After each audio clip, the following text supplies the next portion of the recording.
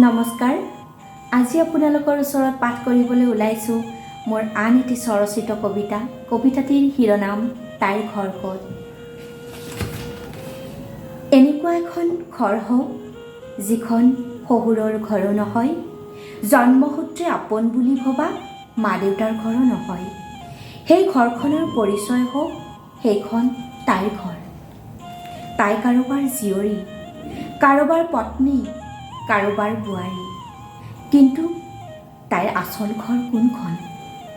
এনেবোৰ প্ৰশ্নৰ উত্তৰত সকলোৰে মতামত জানো একে হ'ব? নহয়, কেতিয়াও নহয়। কোনোবাই ক'ব তাইৰ মাকৰ ঘৰখন নিজৰ, কোনোবাই ক'ব তাইৰ শহুৰৰ ঘৰখন নিজৰ, কোনোবাই আকৌ ক'ব দুয়োখন ঘৰেই তাইৰ নিজৰ।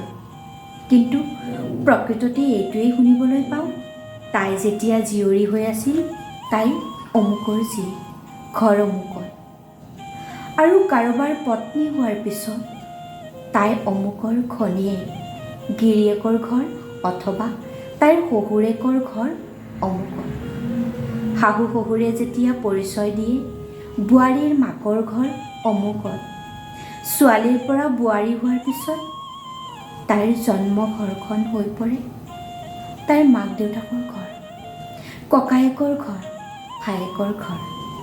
আপোন ঘৰখন এৰি যেতিয়া পতিৰ ঘৰলৈ আহে সেই ঘৰখনো হয় তাইৰ শহুৰৰ ঘৰ, পতিৰ ঘৰ।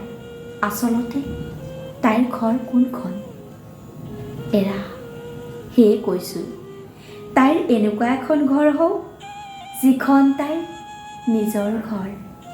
ঘৰখনৰ পৰিচয় হওক সেইখন তাইৰ ঘৰ। ধন্যবাদ।